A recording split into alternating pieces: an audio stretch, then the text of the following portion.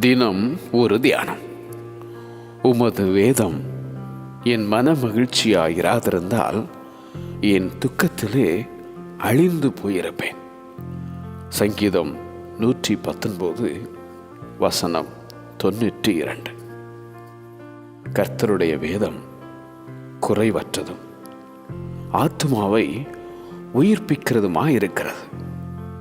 அவருடைய வேதத்தின்படி நடக்கிற உத்தம மார்க்கத்தார் பாக்கியவான்கள். அநேகமாயிரம் பொன் வெள்ளியை பார்க்கிலும் நீர் விளம்பின வேதமே எனக்கு நலம். உமது வேதத்தில் நான் எவ்வளவு பிரியமாயிருக்கிறேன். நாள் முழுதும் அது என் தியானம் என்றான் சங்கீதக்காரனாகிய தாவீது. சீயோனிலிருந்து வேதமும் எருசலேமிலிருந்து கர்த்தரின் வசனமும் வெளிப்படும்.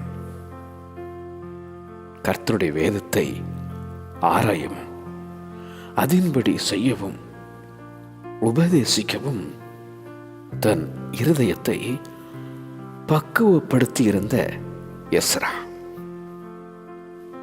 வேதம் உன்னை உடைத்து உருவாக்கும்.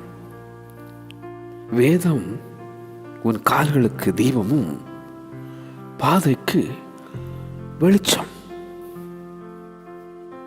சத்திய வேதம் வாசித்திடு, ஜெபித்திடு தினம்தோறும். அவருடைய வேதத்தில் தியானமாயிரு, நீ பாக்கியவானாய் இருப்பாய். உமது வேதம் என் மன மகிழ்ச்சியாயிராதிருந்தால் என் துக்கத்திலே அழிந்து போயிருப்பேன்.